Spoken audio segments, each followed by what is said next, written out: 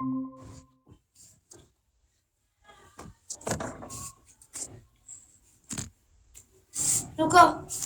بس ٹھیک ہے. میرا خیال سے اپنا بھائی کون ہے. ہاں ہمارے پاس تو ہے.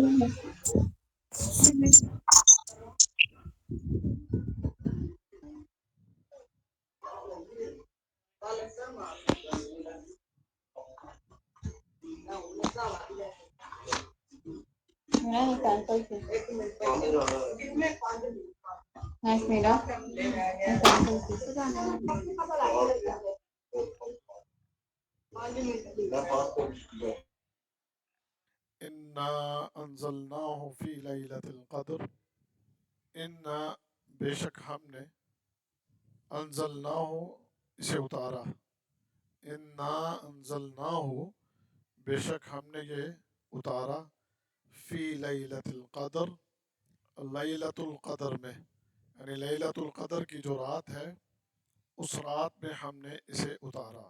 کسے؟ یعنی قرآن حکیم کو. وما ادراک، اور آپ کو کیا خبر، ما لیلۃ القدر، کہ لیلۃ القدر کیا ہے. لیلۃ القدر، لیلۃ القدر خیر، بہتر ہے، من الف شہر، الف ہزار کو کہتے ہیں عربی میں، شہر مہینے کو کہتے ہیں. عربی بول چال میں ہم نے آپ کو یہ شہر سکھایا ہے. شہر کا معنی مہینہ. تو لیلۃ القدر، لیلۃ القدر خیر، بہتر ہے، من الف شہر، ہزار مہینے سے. تنزل، تنزل اترتے ہیں، الملائکہ فرشتے، والروح، اور روح، روح سے مراد جبرائیل امین ہے، بِإِذْنِ ربہم، اپنے رب کے حکم سے، من کل امر، ہر کام سے، یعنی جو کام دے کر اللہ تعالیٰ بھیجتا ہے اس کام کا امر لے کر، اس کام کا حکم لے کر یہ اترتے ہیں. یعنی فرشتے زمین پر اللہ کے حکم سے آتے ہیں، اور جو اللہ ان کی کوئی ڈیوٹی یا کوئی کام ان کے ذمہ لگاتا ہے وہ کام ذمہ داری لے کر وہ زمین پر اترتے ہیں. سلام، سلامتی ہے، ہیا، یعنی یہ بول چال عربی آپ پڑھ رہے ہیں تو یہ ضمیر کس کی ہے؟ رات کی. رات مؤنث ہے تو ہیا یعنی وہ رات، حتی یہاں تک کہ مطلع، طلوع الفجر، فجر، یعنی یہ جو لیلۃ القدر ہے فجر ہونے تک یہ رات سلامتی والی ہے. یہ صورت جو ہے، اس صورت میں اللہ تعالیٰ نے لیلۃ القدر، وہ رات کہ جو ماہ رمضان کے آخری عشرے کی طاق راتوں میں تلاش کرنے کے لیے اللہ کے نبی صلی اللہ علیہ وسلم نے ہمیں کہا ہے، یہ اس رات کے متعلق اس صورت میں اللہ تعالیٰ نے ہمیں خبر دی. اور یہ خبر دی کہ اللہ نے اس قرآن کو اس رات میں نازل کیا. لیلۃ القدر، قدر کا معنی ہوتا ہے کہ ویسے تو اس کو تقدیر بھی کہتے ہیں، اور دوسرا اس کو قدر کے علاوہ، تقدیر کے علاوہ عزت والی چیز. تو اگر تقدیر کے معنی میں لیا جائے تو یہ وہ رات ہے کہ جس میں اللہ تعالیٰ آسمان سے جو فرشتوں کو بھیجتا ہے تو وہ فرشتے پورے سال کا جس بندے کے لیے جو بھی اللہ نے فیصلہ کیا ہوتا ہے تو وہ پورے سال کے احکام لوح محفوظ سے لکھ کر اپنے پاس، تو وہ یعنی اس رات کی جو انسانوں کی تقدیر اللہ رب العزت نے پورے سال میں لکھی ہوئی ہے وہ تقدیر فرشتے اللہ سے لوح محفوظ سے لیتے ہیں، لکھتے ہیں، اور لے کر وہ زمین پر اترتے ہیں. تو یہ تقدیر ایک معنی القدر کا، اور ایک معنی عزت والی، یعنی یہ رات بڑی عزت والی ہے. تو دونوں وجہ سے اس کو لیلۃ القدر کہا جاتا ہے کہ یہ رات جس میں تقدیر کے فیصلے فرشتے لوح محفوظ سے لکھتے ہیں، یا یہ رات جو کہ بڑی عزت والی ہے، تو اس لیے بھی اس رات کو لیلۃ القدر کہتے ہیں۔ تو اللہ نے اس قرآن کو اتارا اس قدر والی رات میں۔ یہ قرآن کا اعجاز ہے کہ قرآن حکیم بڑی عظیم کتاب ہے کہ جسے اس پوری دنیا کے اندر جتنی بھی اللہ نے کتابیں نازل کی، ان تمام کتابوں پر اس کتاب کو فوقیت حاصل ہے اور بڑا اونچا مقام اور مرتبہ حاصل ہے۔ تو اس مرتبے والی کتاب کو اللہ نے عزت والی رات کے اندر نازل کیا۔ وما ادراک ما لیلۃ القدر، اور آپ کو کیا خبر کہ لیلۃ القدر کیا ہے۔ اب کیا ہے لیلۃ القدر، اس کی خبر اگلی آیت میں دی اللہ تعالیٰ نے۔ لیلۃ القدر خیر من الف شہر، کہ لیلۃ القدر ایک مہینے سے بہتر ہے۔ ایک مہینہ، 1000 مہینے سے۔ الف شہر، الف شہر یعنی 1000 مہینہ۔ تو 1000 مہینہ جو ہے یہ کتنا بنتا ہے؟ تقریباً 83 سال اور 4 مہینے بنتے ہیں۔ تو 83 سال اور 4 مہینے اگر کسی نے اس ایک رات کو چپ کرا کے، اور جو یہ نہیں کہا اللہ تعالیٰ نے کہ یہ رات 1000 مہینے کے برابر، بلکہ کہا کہ 1000 مہینے سے بھی بہتر، اس سے بھی زیادہ۔ اب اس سے زیادہ کتنی ہو سکتی ہے وہ بھی اللہ تعالیٰ بہتر جانتا ہے۔ اس کے بارے میں علماء محدثین یہ کہتے ہیں، مفسرین، کہ انسان کی اس رات کی عبادت میں اخلاص جتنا زیادہ ہوگا، اتنا ہی اس رات میں انسان کے لیے اجر اور ثواب بھی زیادہ ہوگا۔ اب یہ آپ کے اخلاص پر ہے کہ آپ جتنے اخلاص سے اس رات میں عبادت کر لیں گے، اس رات کی یہ عبادت آپ کے لیے ممکن ہے 2000 مہینوں سے بھی بڑھ جائے، 5000 مہینوں سے بھی بڑھ جائے۔ اب عطا کرنے والا اللہ ہے، تو اس کی عطا میں کسی چیز کی کمی نہیں ہے۔ وہ اپنی عطا کو اپنے بندے پر جتنا چاہے بڑھا دے، اللہ رب العزت کے ہاں کوئی کمی نہیں ہے۔ تو یہ آپ کے اندر ہی کوئی کمی، ہمارے اندر ہی کمی ہے، اللہ کی عطا میں کوئی کمی نہیں۔ پھر جس کسی نے اس رات یہ عبادت کر کے اگر کم از کم 1000 مہینے کے برابر بھی اجر پا لیا، تو ذرا دیکھیں ہماری عمریں 83 سال 4 مہینے شاید ہماری عمریں نہ ہو، تو یہ کتنی خوش قسمتی ہوگی اس بندے کی کہ جو اس رات پوری اللہ کی عبادت کر لے گا۔ تو اتنی شاید اس بندے کی عمر نہیں ہے کہ جتنا اس کے کھاتے کے اندر عبادت لکھ دی جائے گی کہ اس بندے نے اتنی عبادت کی۔ اور جنہیں ہر سال ہی اللہ تعالیٰ یہ رات نصیب کرتا ہے، اور وہ ہر رات یعنی ہر رمضان میں اس کو ہر سال یہ ایک رات نصیب آتی ہو، اس کے نصیب میں لکھی جاتی ہو، تو اللہ کرے اگر کسی کے کو 8-10 راتیں کسی کو نصیب ہو جائیں، تو خود اندازہ لگا لیں کہ پھر اس بندے کی عبادت تو 1000 سال کے قریب کی عبادت بن جائے گی۔ تو اللہ ہمیں یہ نصیب فرمائے۔ ہمارے یہاں پر تو بڑی غفلتیں اور سستیاں ہیں، ان راتوں کو بھی ہم غفلتوں میں گزار دیتے ہیں۔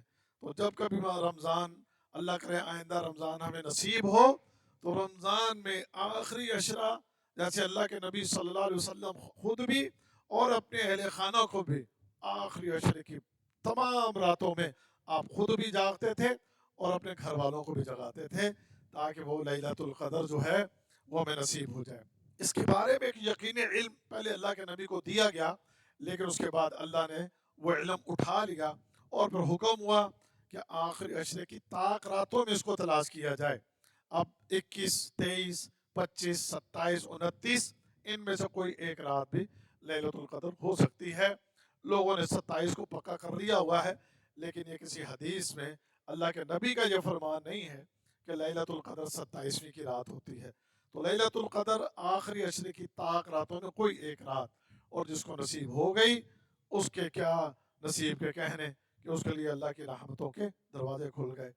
فرمایا یہ رات کیسی رات ہے کہ تنزل الملائکۃ والروح فیہا باذن ربہم من کل امر، اس رات میں اللہ تعالیٰ کے فرشتے، اور پھر اکیلے فرشتے نہیں بلکہ فرشتوں کا سردار جبرائیل امین بھی، فرشتوں کا سردار जिब्राइल अमीन भी और फरिश्ते अल्लाह के हुक्म से आसमानों से ज़मीन पर नाजिल होते हैं और अल्लाह के फैसलों को लेकर आते हैं।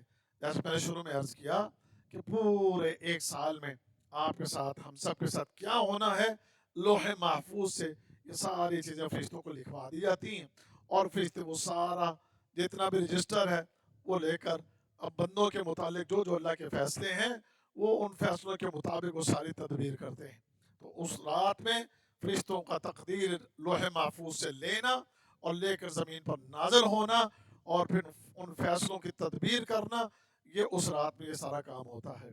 उसके बाद सलामुन हत्ता मतलअल फज्र, सलामती है, सलामुन सलामती है, हिया ये रात, हत्ता यहाँ तक के मतलअल फज्र, फजर तुलू हो जाए, यानी मगरिब की जब मगरिब में जब सूरज गुरूब हो गया उस वक्त से लेके तो ये रात फजर के तलू होने तक, फजर की अजान होने से पहले तक, ये पूरी रात आपके लिए रहमत ही रहमत है, सलामती ही सलामती है।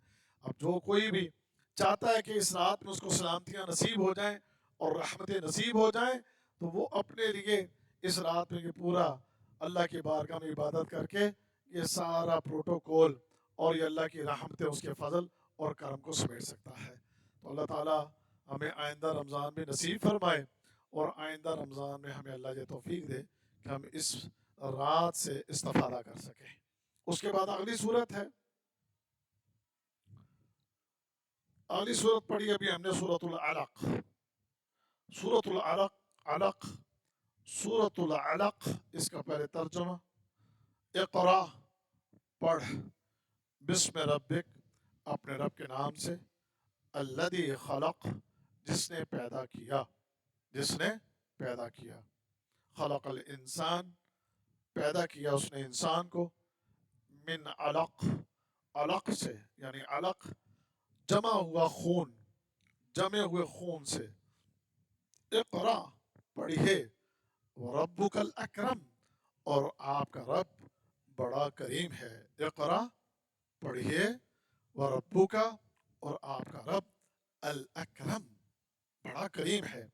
आप उर्दू अपना ग्रामर पढ़ रहे हैं अरबी, तो ज़रा यहाँ रुक के ज़रा देखिए, रब्बू का कुछ ज़हन में आया कुछ, क्या ये रब्बू का क्या माना बनता है, रब्बू का, रब्बू का तेरा रब यार सोची पै गए अल्लाह दे बंदे हो, रब्बू का काफ का दी है, आप सामने बैठे ज़मीर मुत्तसिल, तेरा रब, और अगर सबका रब हो तो हैं, रब्बो को डर दे क्यों नहीं ब्याज जवाब देने का यार। देखिए मैं साथ साथ ग्रामर की जो चीजें आपने पढ़ी हैं वो मैं साथ साथ कहीं आएगी तो आपको बताता जाऊंगा।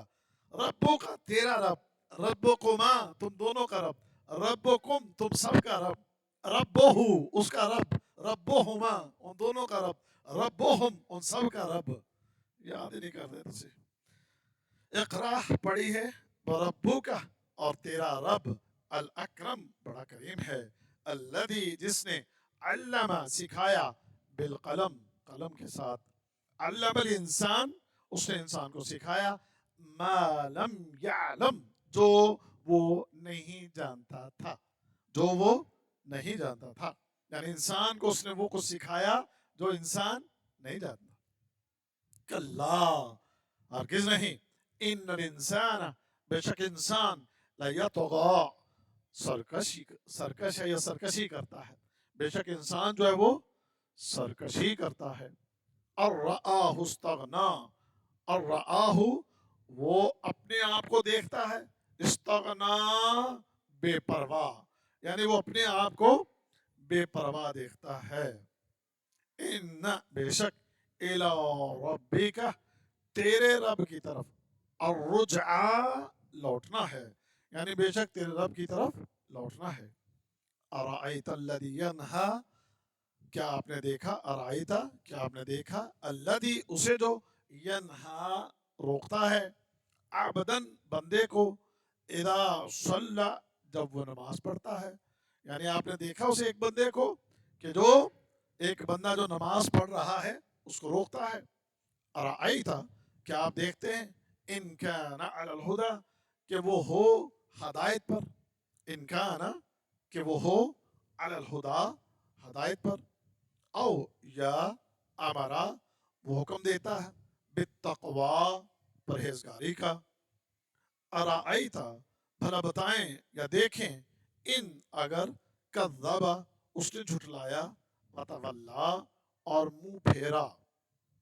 الم یعلم، کیا نہیں وہ جانتا، بان اللہ، کہ بے شک اللہ، یرا، دیکھ رہا ہے. کلا، ہرگز نہیں، لئن لم ینتہی، اگر وہ باز نہ آیا، لئن لم، اگر نہ، ینتہی، وہ باز آیا، لنسفعا، ہم ضرور گھسیٹیں گے، بالناصیہ، پیشانی کے بالوں سے، یعنی پیشانی کے بالوں سے پکڑ کے ہم اس کو ضرور گھسیٹیں گے. نہ نسفعا، گھسیٹنا ہے، ہم ضرور گھسیٹیں گے. یہ ناشیہ پیشانی کو کہتے ہیں، یعنی پیشانی کے جو بال ہیں، تو ہم ان قریب، یا ہم ضرور اس کو جو ہے پیشانی کے بالوں سے پکڑ کے گھسیٹیں گے. ناسیہ، پیشانی، کاذبہ، جھوٹی ہے، خاطیہ، خطا کار ہے. یعنی یہ جس کی پیشانی کے بالوں سے پکڑ کے کھینچا جائے گا، یہ اس شخص کی پیشانی ہے کہ جو ایک جھوٹا اور ایک گناہ گار ہے. فَلْيَدْعُ، پس چاہیے کہ وہ بلا لے، نادیہ، اپنے ساتھیوں کو، یا اپنے ہم مجلس کو، اپنے مجلس کے اپنے ساتھی جو ہیں ان کو بلا لے. سندعو، ہم بھی بلا لیں گے، الزبانیہ، فرشتوں کو، یعنی ہم بھی پھر فرشتوں کو، جو عذاب کے فرشتے ہیں، ہم ان عذاب کے فرشتوں کو ہم بھی بلا لیں گے. کلا، ہرگز نہیں، لا تطعہ، اس کی بات نہ مانے، واسجد، اور سجدہ کر، وقترب، اور قریب ہو جا. یہ سورۃ العلق. اچھا، اس کی جو پہلی 5 آیتیں ہیں، یہ وہ 5 آیتیں ہیں جو اللہ تعالی نے قرآن حکیم کی سب سے پہلی جو وحی آسمانوں سے جبرائیل امین محمد رسول اللہ صلی اللہ علیہ وسلم پر لے کر آئے تھے، یہ پہلی 5 آیتیں لے کر آئے تھے. تو یہ 5 آیتوں سے اس روئے زمین کے اوپر قرآن کے نزول کا آغاز ہوتا ہے. اور قرآن حکیم جبرائیل امین محمد رسول اللہ صلی اللہ علیہ وسلم کے پاس انہی آیات کے ساتھ لے کر آئے. اور ان آیات میں جب جبرائیل امین آئے تو نبی کریم صلی اللہ علیہ وسلم غار حرا میں تھے، تو وہاں پر جبرائیل امین نے آ کر آپ سے کہا، اقرا، آپ پڑھیے. تو اس کی تفسیر تو بڑی لمبی ہے، تو میں اس تفصیل میں نہیں جاؤں گا، کیونکہ تفصیل سے بات کرنے کا ٹائم ہی نہیں ہوتا. تو مختصر جو اس کے حوالے سے ہم آپ کو پڑھا سکتے ہیں وہ آپ سمجھ لیں. تو جبرائیل امین نے آپ سے کہا، اقرا، آپ پڑھیں. تو نبی کریم صلی اللہ علیہ وسلم نے فرمایا تھا، ما انا بقاری، میں تو پڑھا ہوا نہیں ہوں.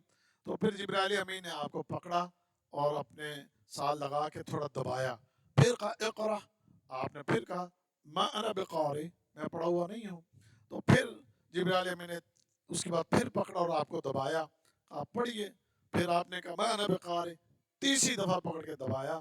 تو پھر کہا اقرا، پھر آپ نے پڑھا. کیا پڑھا؟ یہ پہلی آیت، اقرا بسم ربک الذی خلق، پڑھیے اس رب کے نام سے، پڑھیے اپنے رب کے نام سے، الذی خلق، کہ جس نے پیدا کیا. اس کے بعد اگلی آیت میں، خلق الانسان من علق، پیدا کیا انسان کو علق سے. علق کیا ہوتا ہے؟ دیکھیں، انسان کی تخلیق کے یہ مختلف مراحل ہیں. انسان کا سب سے تخلیق کا پہلا مرحلہ جو تھا وہ کیا تھا؟ کہ انسان کی تخلیق کا پہلا مرحلہ وہ مٹی تھی، کہ مٹی سے اللہ تعالیٰ نے انسان کو پیدا کیا ہے. مٹی کے بعد جو آگے سلسلہ چلا ہے انسان کا، وہ پھر ان 2 پانیوں کے ملنے سے، کہ جو اللہ تعالیٰ نے ایک نظام رکھا ہے ملاپ کا، اس ملاپ کے بعد جو 2 پانی اکٹھے ہوتے ہیں، اس پانی سے اس کی نسل جو ہے آگے اللہ تعالیٰ نے پھیلائی. اب وہ پانی جو ہے جو رحم میں ہوتا ہے، وہاں پر وہ پانی سب سے پہلے جو شکل اختیار کرتا ہے وہ جمے ہوئے خون کی شکل اختیار کرتا ہے، اس کو علق کہتے ہیں۔ اور یہ جمع ہوا خون جو ہے یہ رحم کے اندر، رحم کے کسی بھی حصے میں چپک جاتا ہے، علق چپکنے کو بھی کہتے ہیں۔ تو لہذا یہ اس رحم میں چپکنے والا جمع ہوا خون، اسی سے پھر آگے اللہ نے انسان کی تخلیق کر دی۔ تو لہذا اللہ نے فرمایا خلق الانسان من علق، انسان کو تخلیق کیا اللہ نے جمع ہوئے خون سے۔ اچھا ایک لطیف نقطہ یہاں آپ کو بیان کروں، اگر آپ جاگ کے اٹھ کے میری بات کو سنے تو بڑا ہی لطیف سا جملہ اور بڑی کام کی بات آپ کو بتاؤں کہ اس پر ڈاکٹر ذاکر نائک نے، امریکہ کے بہت بڑے ڈاکٹر سے اس کے اوپر مناظرہ جیت لیا تھا، سمجھ گئے نا؟ تو اس وقت کے بعد وہ بات چلی تھی علق پہ، تو وہ ڈاکٹر جو تھا وہ اس کو تسلیم نہیں کرتا تھا، تو ڈاکٹر ذاکر نائک نے اس کو ثابت کیا، اور یہ بات ثابت کی 1400 سال پہلے وہ کون سی چیز تھی کہ جس کے ذریعے محمد نے اس چیز کو جان کے کو اپنی طرف سے بیان کر دیا۔ دنیا کی کوئی طاقت جانتی نہیں تھی کہ رحم کے اندر علق ہے اور علق سے بچہ بنتا ہے، یہ تو تمہاری سائنس آج بتا رہی ہے اور ہمارے قرآن نے آج سے 1400 سال پہلے بتا دیا ہے۔ آمدی گل ہے کہ نہیں ہے؟ تو تجھے ستے ہوئے خیر مجھے افسوس ہے کہ میرا پالا ایسے اسٹوڈنٹوں سے پڑھا ہے کہ جن میں ہمارے اسٹوڈنٹ مرجھائے ہوئے، سوئے ہوئے، ڈھیلے ڈھالے، اور کوئی اتنی دلچسپی اور ذوق اور شوق والا اسٹوڈنٹ مجھے ملا نہیں۔ ویسے میں ایک آپ کو بات بتاؤں، ماشاءاللہ ماشاءاللہ ہماری بہنیں، ہماری بیٹیاں، ان کا ہم نے ایک الگ گروپ بنایا ہوا ہے، وہ آپ لوگوں سے کئی زیادہ ایکٹیو ہیں ماشاءاللہ۔ اللہ ان کے علم میں، عمل میں ان کو اور زیادہ برکت عطا، ان کی تعداد بھی آپ سب سے زیادہ، اور ان کے سوال و جواب بھی انہی کے ہوتے ہیں کہ یہ چیز بتا دیں، یہ بتا دیں، یہ بتا دیں، یہ بتا دیں۔ تو اسی ماشاءاللہ آئے تو تھوڑا سو لیا، تھوڑا چول لیا، ادھر ویخ لیا، ادھر ویخ لیا، انج ویخ لیا، انج کر لیا، اس بعد ماں السلام پلو چاڑے تے ہو گئے۔ اگر ادھر پوچھو سوال دا جواب تو جواب دینے کوئی بھی تیار نہیں۔ خیر آپ کی مرضی ہے۔ خلق الانسان من علق، انسان کو پیدا کیا علق سے۔ اقرا، اقرا پڑھیے، وربک الاکرم۔ اب دیکھیں بڑا ہی پیارا انداز ہے اس آیت میں، اقرا، اللہ کے نبی پڑھیے، وربک الاکرم، آپ کا رب بڑا کریم ہے، یعنی جس رب نے یہ پڑھنے کا کہا ہے وہ رب بڑا کریم ہے۔ پھر چوتھی آیت، الذی علم بالقلم، اللہ جس نے سکھایا قلم کے ذریعے۔ آپ کو پتا ہے سب سے پہلی چیز کیا تخلیق کی گئی تھی؟ قلم۔ سب سے پہلی چیز جو تخلیق کی گئی، اللہ نے پہلے قلم کو تخلیق کیا، پھر قلم کو حکم دیا لکھ۔ قلم کہنے لگی کیا لکھوں؟ فرمایا روز اول سے لے کر آخر تک جو ہونا ہے وہ سب کچھ لکھ دے۔ تو سب سے پہلے اللہ نے قلم کو جو ہے پیدا کیا، پھر اس قلم کے ذریعے آگے اس علم کو اللہ تعالیٰ نے پھیلا دیا۔ اب دیکھیں اللہ نے انسان کو یہ لکھنا سکھایا، اللہ نے انسان کے دماغ میں ڈالا، لکھنا کیسے سیکھے گا، اور پھر تیرا یہ لکھا ہوا آگے آنے والے زمانے میں دور تک کیسے جائے گا۔ قرآن کیسے بعد میں اکٹھا ہوا، جنہوں لوگوں نے پتوں کے اوپر لکھا ہوا تھا، کاغذوں کے اوپر کہیں لکھا ہوا تھا، تو اس لکھے ہوئے کی وجہ سے یہ بعد میں جمع ہوا اور آج ہم تک پہنچ گیا ہے۔ اگر یہ قلم سے لکھا نہ جاتا، اور بھی پہلی بھی چیزیں بہت سی اگر یہ قلم سے لکھی نہ جاتی تو پھر یہ آگے تک علم نہ پہنچتا۔ آج تو تمہارا یہ موبائل کا اور تمہارا یہ لیپ ٹاپ کا آ گیا ہے سارا یہ سسٹم، مگر اس سے پہلے جو بھی لکھنا لکھانا ہوتا تھا کس کے ذریعے ہوتا تھا؟ قلم۔ اس کے بعد قلم تھوڑا جدید ہو گیا، تھوڑا وہ سیاہی والا قلم آ گیا۔ پہلے تو جناب وہ سیاہی میں ڈبو ڈبو کے لکھتے تھے نا، پھر اس کے بعد جدید قلم آ گئے، پھر اس کے بعد اور جدید قلم آ گئے، اب سارے جدید قلم سائڈ پہ ہو گئے، اب جدید کمپیوٹر آ گیا۔ تو خیر اللہ نے انسان کو سکھایا کس کے ذریعے؟ قلم کے ذریعے۔ اور کیا سکھایا؟ علم الانسان ما لم یعلم، انسان کو وہ کچھ سکھایا جو انسان نہیں جانتا تھا۔ انسان کیا جانتا تھا؟ کیا تھا اس کے علم میں؟ جب یہ دنیا میں آیا تھا تو اس کو تو کچھ بھی علم نہیں تھا، کوئی چیز بھی نہیں جانتا تھا۔ ہر چیز کے بارے میں اس کے دماغ میں کوئی چیز اگر ڈالی ہے تو کس نے؟ اللہ نے ڈالی ہے۔ آپ نے زمین میں کھیتیاں اگانی ہیں تو یہ کھیتیاں اگانے کا فن کس نے سکھایا ہے؟ زمینوں سے پانی نکالنا ہے تو یہ فن کس نے سکھایا ہے؟ کپڑے تم نے یہ پہننے ہیں تو یہ کپڑے بنانے کیسے ہیں، لانے کیسے ہیں، کہاں سے نکلیں گے، کیسے بنیں گے، یہ ساری کی ساری تعلیمات اس انسان کو کس نے دی ہیں؟ اللہ نے دی ہیں۔ پھر تو نے جو زمینوں سے اگایا ہے اس کو پکانا کیسے ہے، پکانے کے بعد اس کے بعد تمہارا اس کا استعمال، ایک ایک چیز کا علم انسان کو دینے والا کون ہے؟ اللہ ہے۔ تو یہ 5 آیتیں پہلے نازل ہوئیں، اب یہ 5 آیتوں کے نازل ہونے کے بعد پھر کچھ دیر وقفہ رہا۔ نبی کریم صلی اللہ علیہ وسلم حرم میں نماز پڑھا کرتے تھے جا کے، اور اللہ کے حضور سجدہ کیا کرتے تھے۔ اس وقت اس طرح 5 نمازیں تو نہیں تھی، لیکن اللہ کی عبادت اور اللہ تعالیٰ کی اطاعت کا ایک انداز جو اللہ نے آپ کو سکھایا، اس طریقے سے نبی کریم صلی اللہ علیہ وسلم اللہ کی عبادت کرتے۔ اس میں یہ ایک طریقہ یہ بھی کہ حرم میں جاتے آپ اور وہاں نماز پڑھتے، سجدے میں سر رکھتے۔ تو ابو جہل نے دیکھا، تو ابو جہل دیکھ کر آپ کو کہنے لگا کہ بھائی یہ تم آج کے بعد میں تمہیں یہ نہ دیکھوں کہ تم یہاں آ کر اپنی یہ عبادت کرو، اگر تم نے ایسا کیا تو میں تمہاری گردن مسل دوں گا۔ تو اس نے اس طرح آ کر بڑی بدتمیزی نبی کریم صلی اللہ علیہ وسلم کے ساتھ اس نے کی۔ تو اللہ کے نبی صلی اللہ علیہ وسلم نے بھی اس کو جواب دیا کہ میں اپنے اللہ کی عبادت کر رہا ہوں، اس سے تمہیں کیا تکلیف ہے؟ تو اس نے کہا نہیں، آئندہ اگر میں نے دیکھا اور تم نے ایسا کیا یہاں پر تو میں تمہاری گردن مسل دوں گا۔ پیارے نبی صلی اللہ علیہ وسلم ایک دن اسی طرح نماز پڑھ رہے تھے، تو اس نے پھر کوشش کی کہ آگے بڑھ کے وہ آپ کی گردن کو مسل دے، لیکن اس کے جب وہ آپ کے قریب ہونے کی اس نے کوشش کی تو اپنے ہاتھوں کو فضا میں گھماتا ہوا مارتا ہوا پیچھے کو دوڑا، اور اس نے آپ کی گردن کی طرف آنے سے پہلے بعض لوگوں کو کہا تھا دیکھنا ابھی میں محمد کی گردن کو مسل دوں گا۔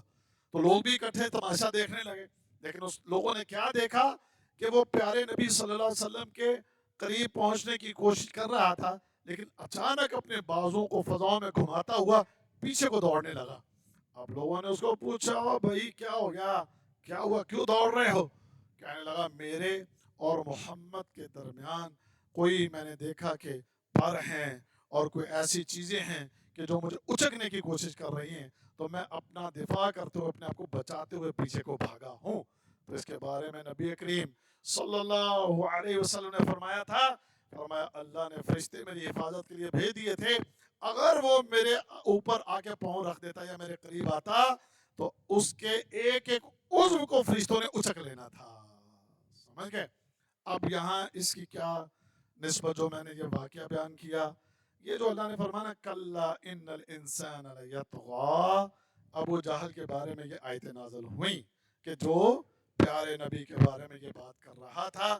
اللہ فرماتے ہیں کہ ہرگز نہیں، یہ جو آپ کے ساتھ بدتمیزی کرنا چاہ رہے ہیں اور آپ کے ساتھ گستاخی کرنا چاہ رہے ہیں، ہرگز ایسا نہیں ہوگا۔ ان الانسان لیطغی، بے شک انسان بڑا سرکش ہے، اور رآہ استغنی، اپنے آپ کو بڑا بے نیاز سمجھتا ہے۔ ان الی ربک الرجعی، بے شک تیرے رب کی طرف جو ہے وہ لوٹنا ہے۔ ارأیت الذی ینہی، آپ دیکھتے اس کو کہ جو ینہا روکتا ہے، عبدن بندے کو، اذا صلی، جب وہ نماز پڑھتا ہے۔ یعنی آپ دیکھتے ہیں میرے اس بندے کو، میرا بندہ نماز پڑھنے لگا ہے تو یہ میرے بندے کو نماز پڑھنے سے روکتا ہے۔ ارأیت ان کان علی الہدی، آپ دیکھتے نہیں کہ یہ ہدایت پر ہے۔ کون؟ یعنی محمد ہدایت پر ہیں، ہدایت کی دعوت دینے والے۔ ایک وہ بندہ جو ہدایت کا خود کام کر رہا ہے، نماز پڑھ رہا ہے، ہدایت پر چل رہا ہے اور ہدایت ہی لے کر آیا ہے، اور او امر بالتقوی، یا وہ حکم دیتا ہے کس کا؟ تقوی کا۔ تو یہ میرا نبی جو عبادت کر رہا ہے اور ہدایت پر ہے اور تقوی کا حکم دیتا ہے، اسی کو روکنے چلا ہے یہ اللہ کا نافرمان ابو جہل۔ اپنے آپ کو بڑا سرکش سمجھتا ہے، اپنے آپ کو بڑا بے پرواہ سمجھتا ہے، اور میرے بندے کو نماز پڑھنے سے روکنے کی کوشش کرتا ہے۔ ارأیت ان کذب وتولی، آپ دیکھتے ہو اس کو کہ یہ جو ابو جہل ہے، کذب، جھٹلایا اس نے، وتولی، اور اس نے منہ پھیرا۔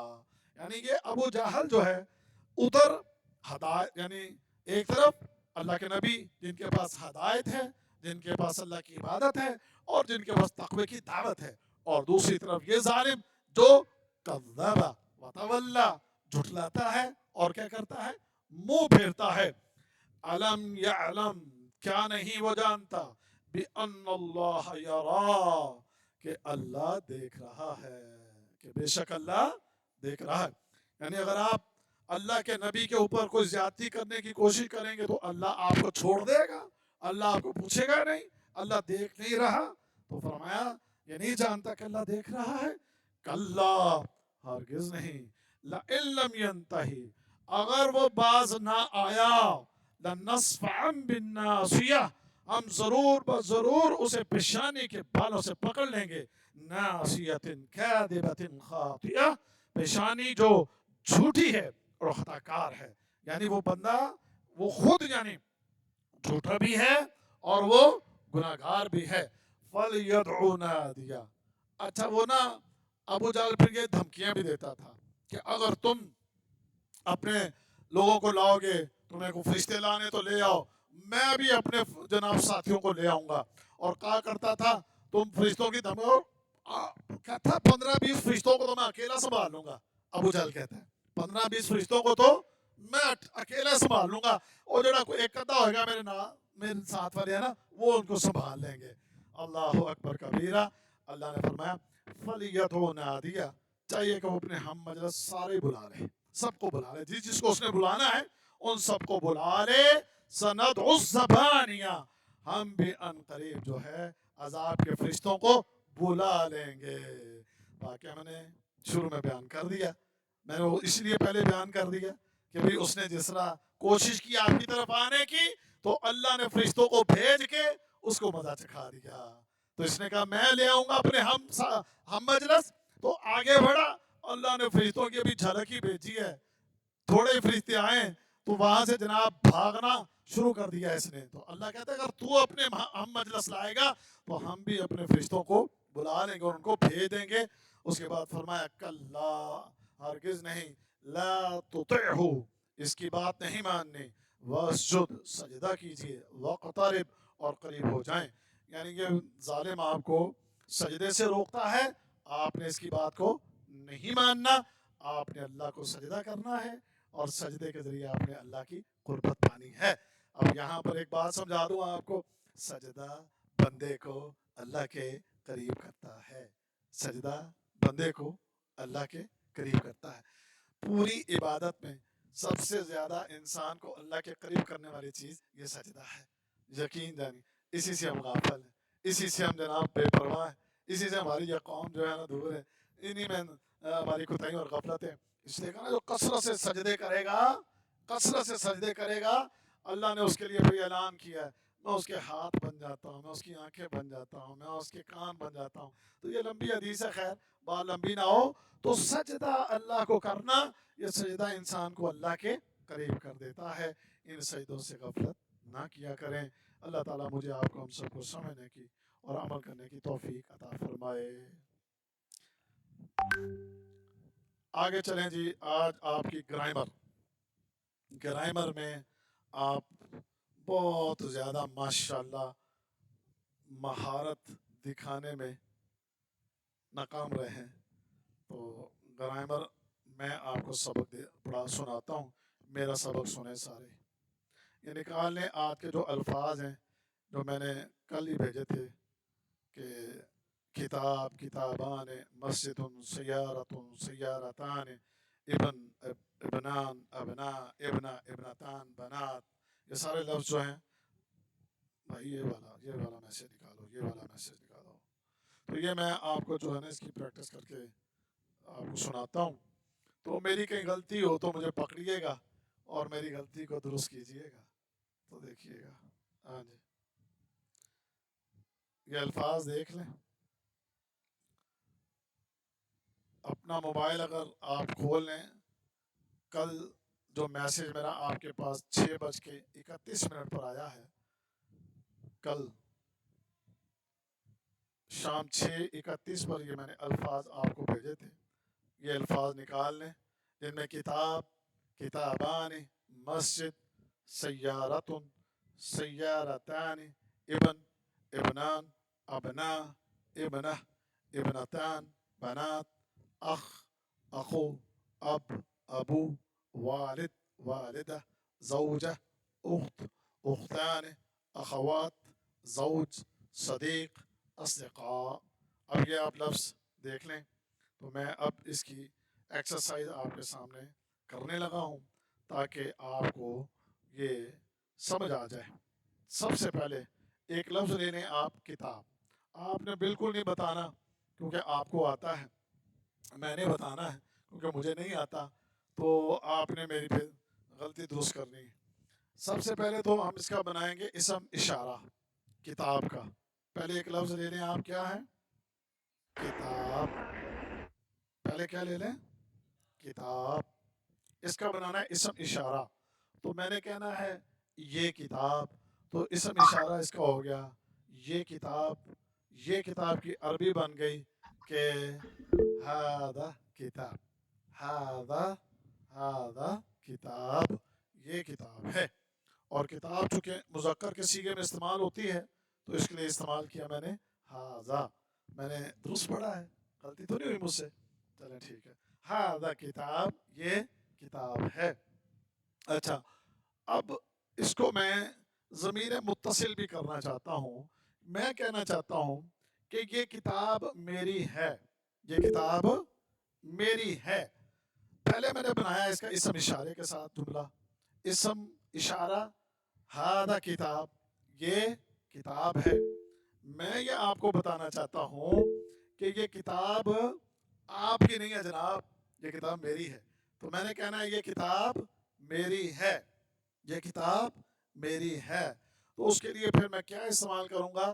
ہذا کتابی. ہذا کتابی. ہذا کتابی. کوئی بھی چیز آپ نے اپنی طرف نسبت دینی ہے, پھر سن لیں, پھر سن لیں, پھر سن لیں, کسی بھی چیز کو اپنی طرف نسبت دینی ہے تو وہ جو جملہ ہے نا, اس جملے کا جو وہ لفظ ہے نا آخری, اس کے آخر میں وہ یہ لگا دینی ہے, جس کو کیا کہتے ہو عربی میں یا کہتے ہیں, آپ کی اردو میں اس کو کیا کہتے ہیں؟ یہ یکا. سمجھ گئے نا؟ کیا لگا دینا ہے؟ کیا لگا دینا ہے؟ ہذا کتابی. کیا معنی بن گیا؟ یہ میری, یہ میری, یار ڈر ڈر کے نازے, یہ میری کتاب ہے بھائی, یہ میری. یعنی کسی بھی چیز کو اپنی طرف نسبت دینا ہے تو آخر میں کیا لگا دینا ہے؟ یہ لگا دینی ہے بس. انشاءاللہ ٹھیک ہو گیا باجی, ٹھیک ہو گیا. حاجی صاحب سمجھ آ گئی گل دی کہ نہیں آئی؟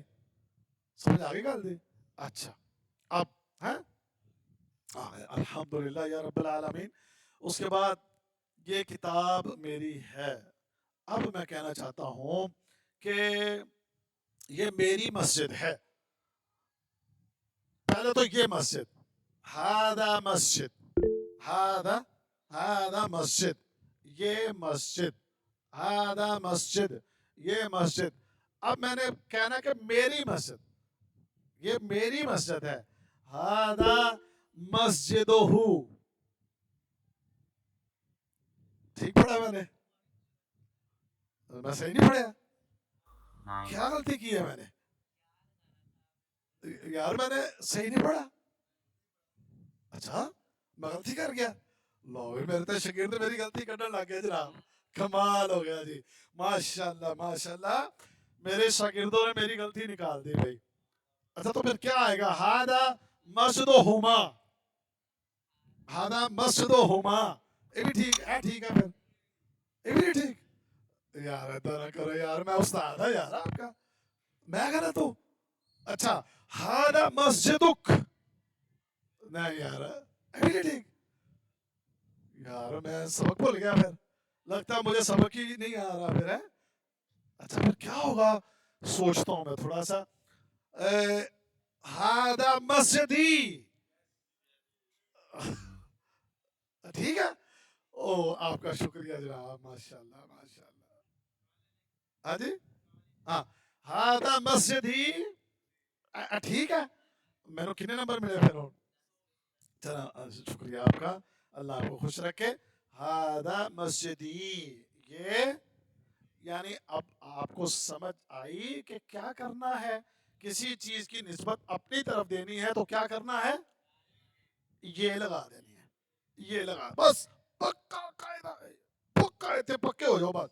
پاویں تانوں کو ادھر ادھر کھچے تو تسی جناب وہ گل نہیں منو. نہیں ہاں دام دیکھو نا, میں 3-4 دفعہ لیفٹ رائٹ آپ کو کرنے کی کوشش کی لیکن آپ مجھ سے زیادہ سمجھدار نکلے.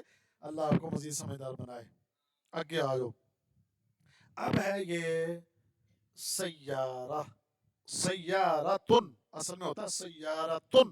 یہ آخر میں گول تا کے اوپر 2 پیش ہے, لیکن جب ایسے الفاظ کو روک کے پڑھیں تو پھر وہ گول تا نہیں پڑھی جاتی ہوتی. سیارہ یا سیارتن. اچھا, اس کا مطلب ہے گاڑی, اس کا مطلب ہے گاڑی. اب میں نے کہنا ہے کہ یہ گاڑی, اب آپ نے دیکھنا ہے میں صحیح پڑھ رہا ہوں یا غلط پڑھ رہا ہوں. سنیے میرا جملہ سنیے. ہذا سیارتن, ہذا سیارتن. ہاں جی میں نے ٹھیک پڑھا جناب, میں نے ٹھیک پڑھا جی, جی میں نے ٹھیک پڑھا جی, شکریہ. آپ کا صحیح نہیں پڑھا, میں نے صحیح پڑھا جی.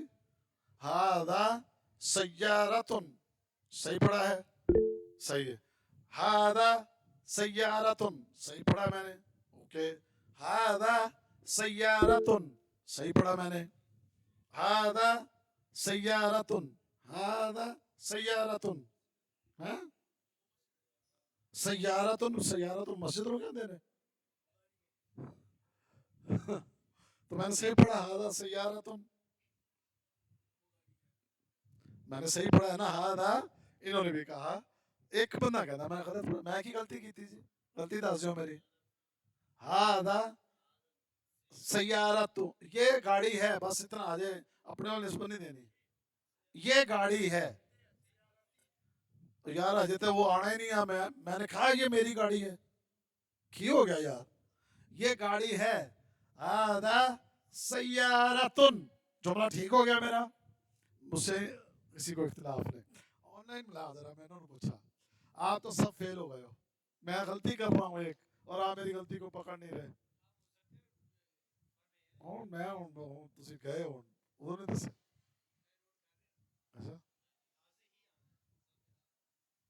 ماشاء اللہ ایڈے نوجوان بیٹھے پڑھے لکھے. آن لائن دیکھے ذرا غضنفر کو, غضنفر. جی ہاں جی سر جی یہ گاڑی ہے سیارتن. اچھا, جی اس کے لیے اسم اشارہ کا جملہ بنانا ہے. یہ گاڑی ہے تو میں جملہ بنا رہا ہوں ہذا سیارتن, یہ گاڑی ہے. کیا میرا جملہ درست ہے؟ یہ گاڑی مذکر ہے مؤنث ہے؟ گاڑی میں نے پہلے بتایا ہوا کہ یہ مؤنث ہے. مؤنث ہے تو پھر مؤنث لگے گا. ہذہ سیارۃ, هذه سیارتن.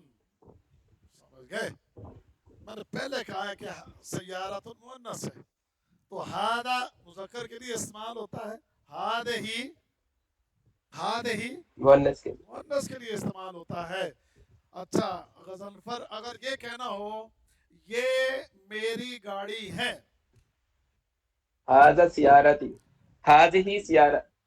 هذه سیارتی, بالکل آپ نے درست جواب دیا. آپ اپنا مائک بند کر لیں, شکریہ. اچھا جی آگے آئیں جناب. یہ ہے سیارتان, یہ 2 گاڑیاں ہیں. کتنی گاڑیاں ہیں؟ یہ 2 گاڑیاں ہیں. اچھا اب ان 2 گاڑیوں کے لیے اسم اشارہ پہلے تو بنائیں. اسم اشارہ میں بنانے لگا ہوں. اسم اشارہ ہاتان سیارتان, ہاتان سیارتان. ہاتان یہ مؤنث کے لیے استعمال ہوتا ہے. اوکے, کس کے لیے استعمال ہوتا ہے؟ مؤنث کے لیے. اچھا اگر یہاں مذکر لگانا ہو تو کیا لگائیں گے؟ اس کے لیے بھی ہاتھان ہی لگائیں گے. کیا ہاتھان, اگر مذکر ہے تو پھر ہاتھان, اگر مؤنث ہے تو پھر ہاتھان سیارتان. اچھا یہ دو گاڑیاں تمہاری ہیں. یہ دو گاڑیاں تمہاری ہیں. ہاتان سیارتانک. ہاتان سیارتانک. نون کے نیچے زیر آئیے. ہاتان سیارتانک. یہ کیا ہے؟ یہ دونوں گاڑیاں تمہاری ہیں. تمہاری کے لیے کیا استعمال کیا جائے گا؟ قاف. قاف زبر کا. قاف زبر کا. ابھی آپ کو یہی نہیں سمجھ آ رہی کہ یا، نون الف نا، ہو، ہا، ہما، ہم، تا، یہ ساری چیزیں کہاں استعمال ہونی ہیں؟ آپ کو بھی یہی سمجھ نہیں آ رہی ہے. سنیں، پھر سنیں. میری کوئی چیز ہے تو اس کے لیے کیا استعمال کرنا ہے؟ کیا لگانا ہے بعد میں؟ یہ لگانا. بولو. کوئی بھی چیز اپنی بتانی ہے تو اس کے لیے کیا استعمال کرنا ہے؟ یہ لگانا ہے. اور اگر کوئی چیز بھی تمہارے لیے بتانی ہے تو کیا لگانا ہے؟ قاف لگانا ہے یار، اکیلا قاف. آپ دو کے لیے کسی چیز کو بیان کرنا ہے تو کیا لگانا ہے؟ کما. کیا لگانا ہے؟ کما. اور تم سب کے لیے اگر کسی چیز کو بیان کرنا ہے تو کم. کیا لگے گا؟ کم. اور یہ مذکر کے لیے ہے. اور اگر مؤنث ہو تو آپ اکیلے ہیں، قاف زر کی. اور اگر آپ دو ہیں تو کما، چاہے مؤنث ہے. اور اسی طریقے سے اگر آپ کے لیے جو ہے آپ جمع مؤنث ہیں تو پھر کیا لگے گا؟ کننا. سمجھ گئے؟ اب کسی بھی چیز کو کسی کی طرف نسبت دینی ہو تو انہی صیغوں کو آپ نے اچھی طرح یاد کرنا ہے. حاضر ہو، حافظ ہو، یہ کس کے لیے استعمال ہوتا ہے؟ اس کے لیے. ہما ان دونوں کے لیے. ہم ان سب کے لیے. اور یہ سارے کیا ہیں؟ مذکر ہیں. یہ کیا ہیں؟ یہ مذکر ہیں. اور اگر مؤنث ہو تو ہا زبر الف ہا. کیا معنی اس کا؟ کیا معنی اس کا؟ ہاں، کوئی چیز اس مؤنث کی کہنا ہو تو کیا لگا دیں گے؟ ہا زبر الف ہا. اچھا، اگر ان دو مؤنث کی ہے تو ہما. اگر ان جمع مؤنث کی وہ چیز ہے تو ہن. یہ آپ لگا دیں گے. نہیں سمجھ آ رہی لگ رہا آپ لوگوں کو؟ نہیں آ رہی سمجھ؟ بھائی جان نہیں سمجھ آ رہی؟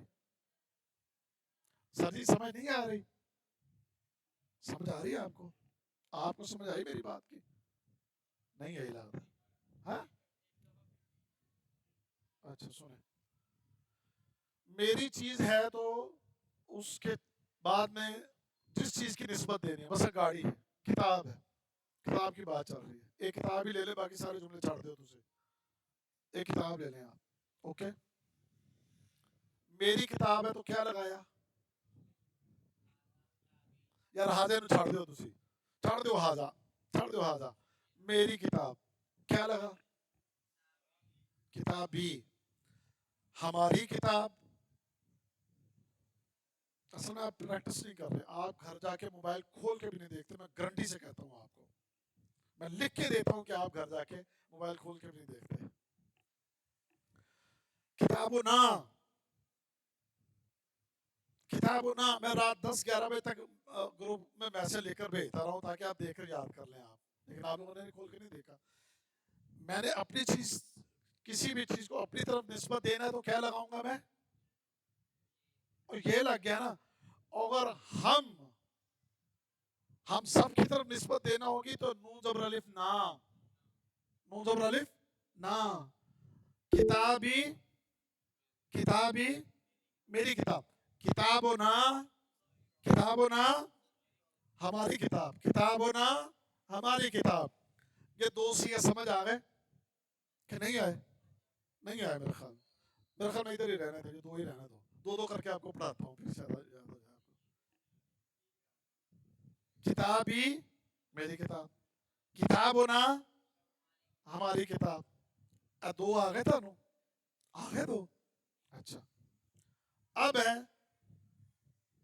اس کا کہنا ہے اور وہ استعمال کرنا اپنے مذکر. کیا استعمال کرنا ہے؟ مذکر. اس کا کے لیے اس چیز کے آگے ہاپش ہو لگا دیں گے. کیا لگا دیں گے؟ ہاپش ہو. ہاپش ہو اس کی کتاب ہو، اس کی کتاب، کتاب ہو اس کی کتاب. دو کی کتاب ہے تو کتاب ہوما. دو کی کتاب ہے تو کتاب ہوما. دو سے زیادہ کی کتاب ہے تو کتاب ہم. کتاب ہم یہ مذکر ہے. یہ کیا ہے؟ یہ کیا ہے؟ یہ مذکر ہے. مؤنث کا ہے کتاب ہا. ہما دونوں کے لیے سیم رہتا ہے، مذکر میں بھی مؤنث میں. اور اگر جمع ہے مؤنث کتاب ہن. کتاب ہن. کتاب ہن. کتابی، کتابنا، کتابہ، کتابہما، کتابہم مذکر. کتابہا، کتابہما، کتابہن. ہوں یاد ہو جائے گا تھوڑا نہیں، ویسے مجھے پتا ہے کیونکہ تجھے یاد نہیں کرنا. 100% مجھے یقین ہے کہ آپ کو میں جو یعنی میں رات 10 بجے تک بیٹھا موبائل پر میرے میسج دیکھنے رات کے، وہ میں آپ کو بھیج رہا تھا تاکہ آپ اس کو ایک دفعہ پڑھ لیں، لیکن آپ لوگوں نے پڑھنا. اور مجھے یقین ہے ہماری بچیوں اور بیٹیوں نے اس کو ضرور پڑھا ہوگا. چلیں خیر چھوڑیں، آپ کی مرضی.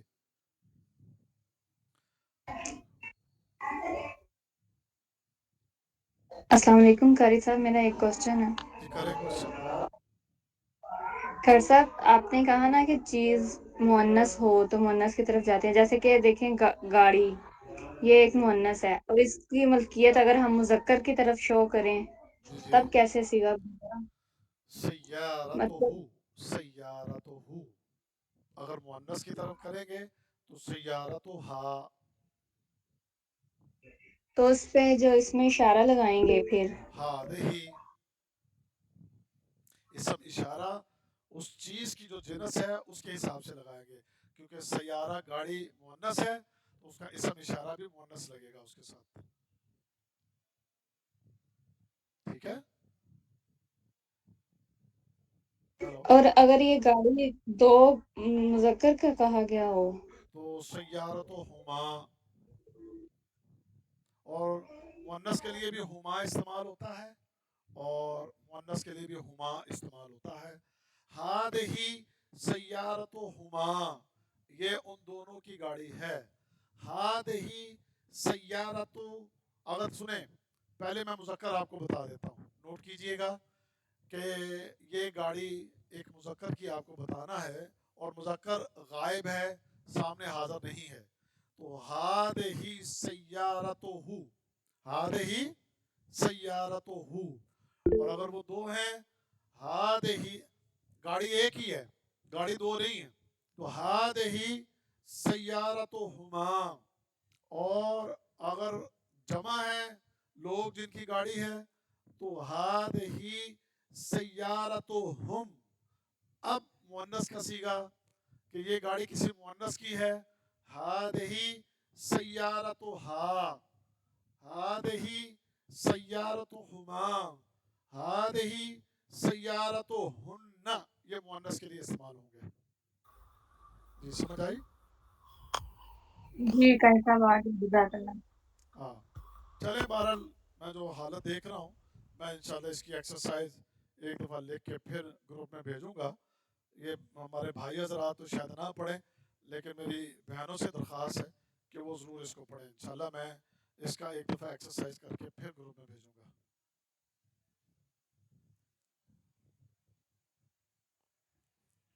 میں نے کہا تھا جس کو بھی کوئی چیز سمجھ میں نہ آئے وہ گروپ میں مجھے میسج کر دیں کہ جب ہمیں فلاں چیز کی سمجھ نہیں آئی، تو میں انشاءاللہ گروپ میں وہ چیز جو بھی ہوگی وہ میں آپ کو بتا دوں گا.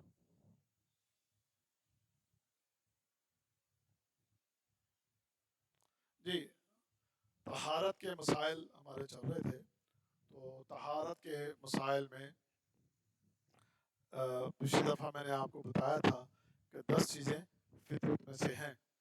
تو اس میں ہمارے ماحول اور معاشرے میں جن چیزوں میں غفلت کی جاتی ہے طہارت کے حوالے سے، وہ ہے غیر ضروری جو بال ہیں جو انسان کے جسم کے دو حصوں پر ہوتے ہیں.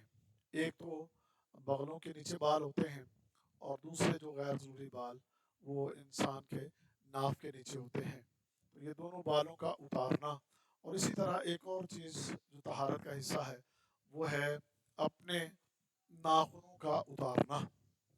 اس کے اندر ہمارے لوگوں میں بہت زیادہ جو ہے وہ کوتاہی اور غلطی کی جاتی ہے. اور چوتھی ایک اور بڑی اہم چیز اس کے اندر ہے استنجے کے لیے پانی کا استعمال کرنا. استنجا کرنے کے لیے جب آپ جاتے ہیں تو اس میں آج کے اس ماڈرن اور جدید دور کے اندر لوگ گئے باتھ روم میں چھوٹا پیشاب بھی کیا ہے تو پانی کا استعمال بھی نہیں کیا تو اسی طرح اٹھ کے چلے آتے ہیں. تو یہ بڑی خوفناک بات ہے. بلکہ پیشاب کے چھینٹوں سے نہ بچنا اور پیشاب سے طہارت نہ کرنا یہ تو اتنا بڑا گناہ ہے کہ نبی کریم صلی اللہ علیہ وسلم ایک قبرستان سے گزر رہے تھے تو آپ نے دو قبر والوں کی طرف اشارہ کر کے فرمایا تھا یعذبان وما یعذبان فی کبیر کہ ان دونوں قبر والوں کو عذاب ہو رہا ہے. ان دونوں قبر والوں کو عذاب ہو رہا ہے. اور یہ عذاب بھی کوئی بہت بڑی بات میں نہیں ہے. ان میں سے ایک وہ ہے کہ جو چغلی کرتا تھا غیبت کرتا تھا اور دوسرا وہ ہے جو پیشاب کے چھینٹوں سے نہیں بچتا تھا. تو یہ پیشاب کے چھینٹوں سے نہ بچنے والا اس کے لیے عذاب قبر کی وعید ہے. تو اس لیے اس معاملے کے اندر پورا احتیاط کریں.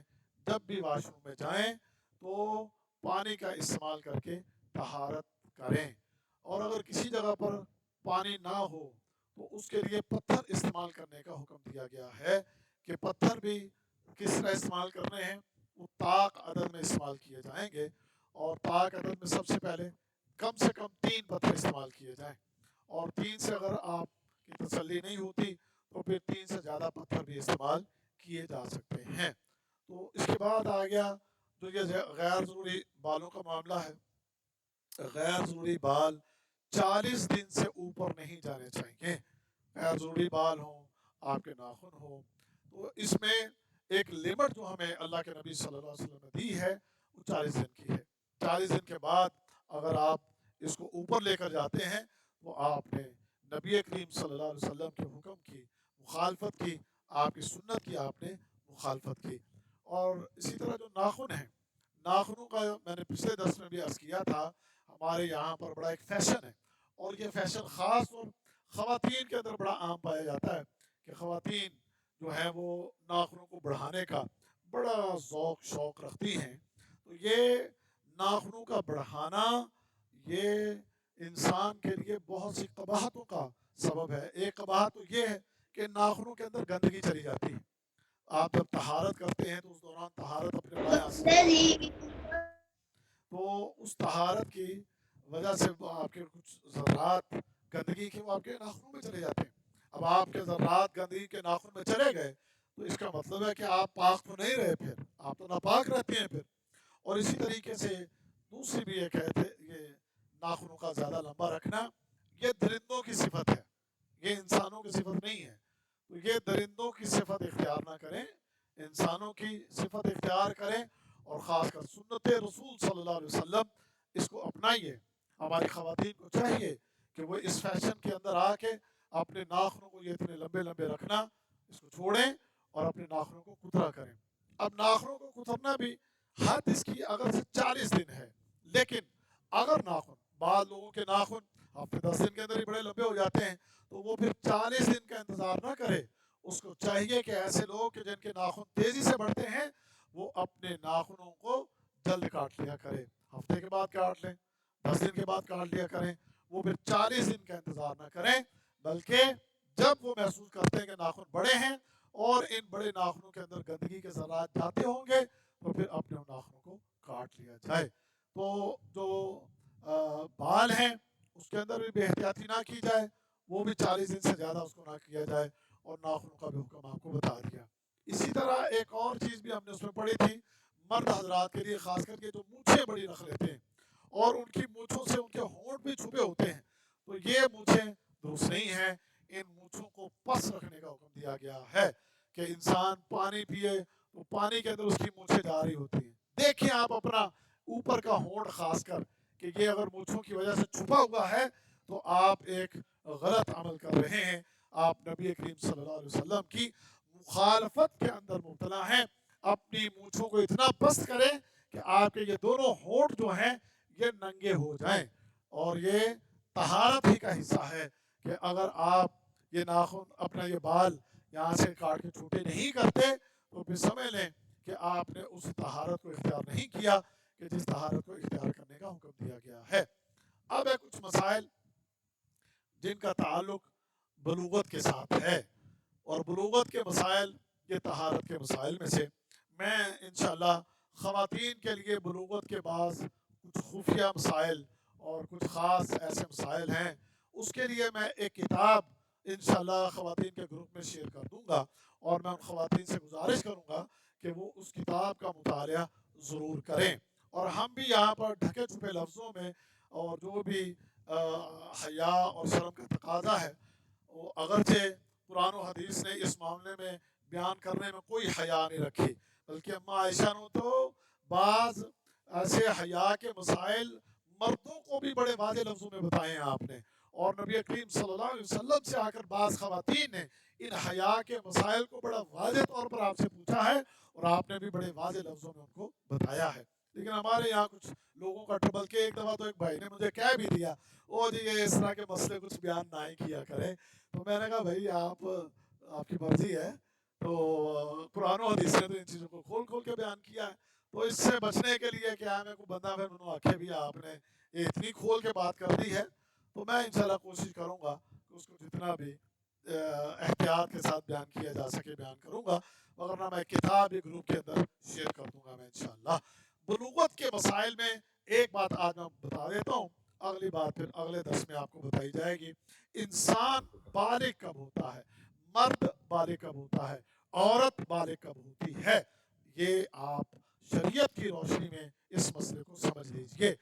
बलूगत कब होती है, अगर ज़ेरे नाफ बाल आ जाएं, वो 11 साल की उम्र में आ जाएं, 12 साल की उम्र में आ जाएं, 13 साल की उम्र में आ जाएं, जब भी आ गए तो वो क्या है, समझे कि वो बच्चा या बच्ची बालग हो गए, अगर वो ज़ेरे नाफ बाल आ गए।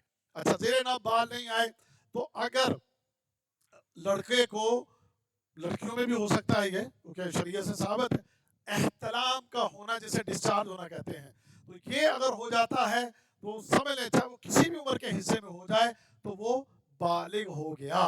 और बच्चियों में होता है कि जब उनके मखसूस अय्याम शुरू हो जाएं, जब उनके ख़ास दिन जो हैं वो शुरू हो जाएं, तो समझ लें कि बच्ची बालिग हो गई, तो वो भी उसके लिए कोई उम्र की हद नहीं है, वो भी उम्र के किसी हिस्से में भी ये शुरू हो सकता है।